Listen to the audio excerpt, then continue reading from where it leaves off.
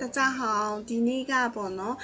，mini လေး3ခုကိုပြပြသွားမယ်။အခုပထမဆုံးနံပါတ်1ခုက 安慰ပေါ့နော်။安慰ဆိုတာဘာလဲ။ဒီဗမာလိုကဘာလဲဆိုတာကိုမကြည့်သိခင်မှာသူ့ရဲ့တကယ်ရည်အဓိပ္ပာယ်ကဘာလဲဆိုတာဖတ်ကြည့်မယ်ပေါ့နော်။သူက安抚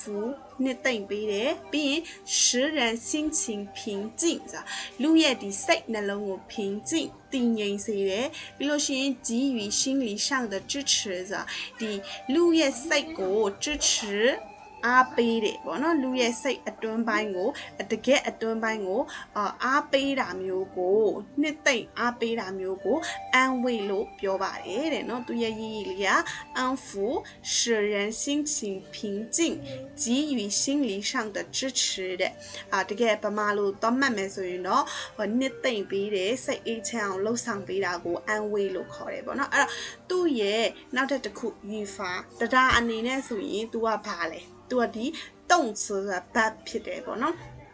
စိတ်အေးချမ်းလှုပ်ဆောင်ပေးတယ်နှစ်သိမ့်ပေးဒီဆိုတော့သူဒီ动词ဘတ်ဖြစ်တယ်တဲ့ဒီ动词ကိုကြတော့ဘာနဲ့တွဲသုံးလဲဆိုရင်可带宾语ဆိုတာဒီရဲ့ object နဲ့သူကတွဲသုံးပါတယ်တဲ့အများအဖြစ်安慰ကို object လေးနဲ့တွဲသုံးတယ် object ကလည်းဘာဖြစ်ရမှာလဲဆိုရင်安慰加人ပေါ့နော်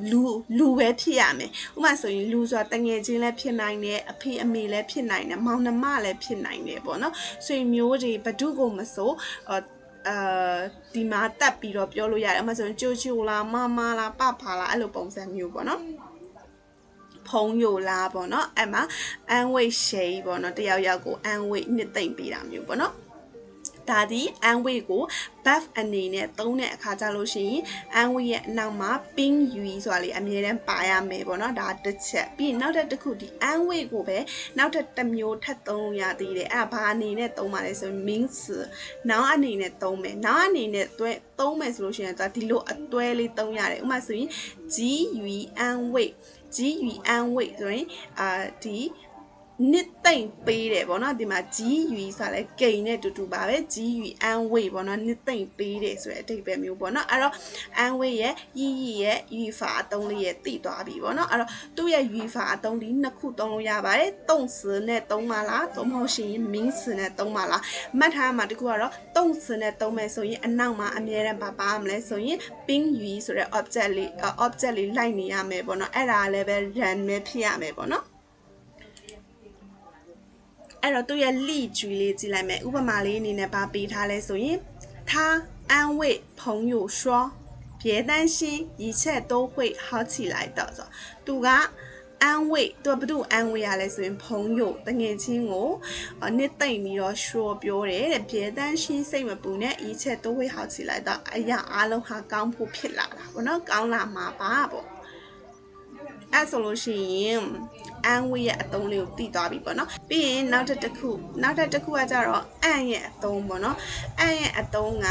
ဒီမှာမြန်မာလိုဘာလဲဆိုတာမကြည့်သိခင်မှာသူ့ရဲ့ရည်လေးကိုတော့ဖတ်ကြည့်မယ်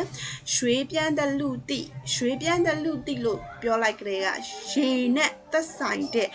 ဘေးပတ်လည်မှာရှိတဲ့လူတိကုန်းမြင့်မှန်တဲ့များကိုအန်လို့ဆိုလိုတယ်တဲ့ရူးတဲ့ဥပမာအားဖြင့်တဲ့河岸မြစ်ဘေး湖岸ကံဘေး海岸ပင်လယ်ဘေးပေါ့နော်ဒီလိုမျိုးရေနဲ့ပတ်သက်တဲ့ပင်လယ်ကမ်းစပ်ဘေးတို့ကံဘေးတို့မြစ်ဘေးတို့အကုန်လုံးမှန်တယ်မြရေနဲ့ပတ်သက်တဲ့သူ့ပတ်ဝန်းကျင်ရေပတ်ဝန်းကျင်မှာရှိတဲ့ကုန်းမြင့်မှန်တယ်များကိုအန်လို့ဆိုလိုတယ်ပေါ့နော်အန်လို့ပြောမယ်ပေါ့နော်ဒါဒီရေကမ်းဘေးဆိုတဲ့အဓိပ္ပာယ်မျိုးပေါ့နော်မြန်မာလို့ပြောမယ်ဆိုအဲ့တော့အန်ကိုတရားမှာဘာ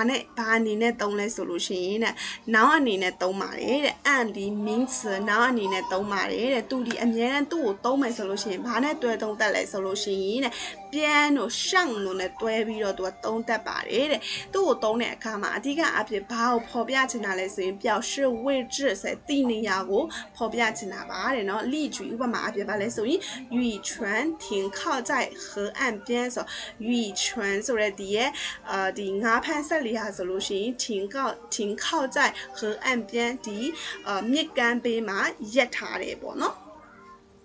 အဲ့ဆိုလို့ရှိရင်အန်ရဲ့语法အသုံး边也上也对东亚说的地多比啵喏，别那这个把来说因按摩，好比那按摩也意义啊把来记记没。用手按压是吧？那个动比咯，偏内的内啦，比摩擦身体以促进血液循环后缓解疼痛。把偏嘛来说，摩擦。三单内内咩，身體ခန္ဓာကိုယ်ကိုတဲ့ပြီးလို့ရှိရင်ဘာဖြစ်လို့ဒီလိုမျိုးနှိမ့်နေရတာလဲဆိုလို့ရှိရင်主进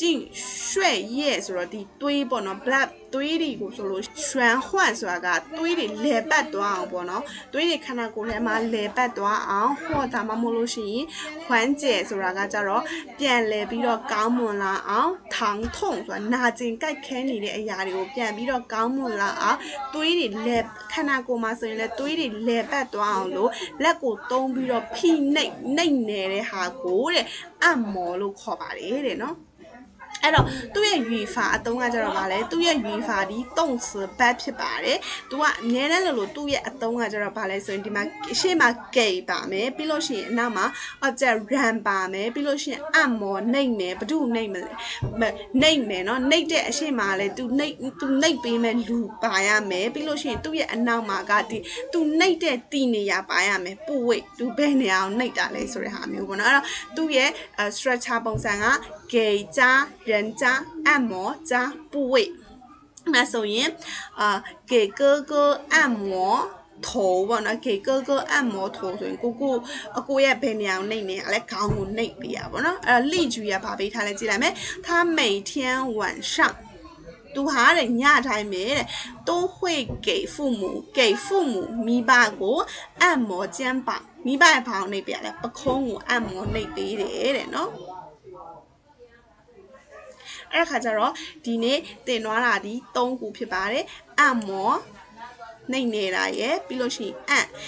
ရွှေ边的陆地ရယ်ပြီးလို့ရှိရင်安慰安抚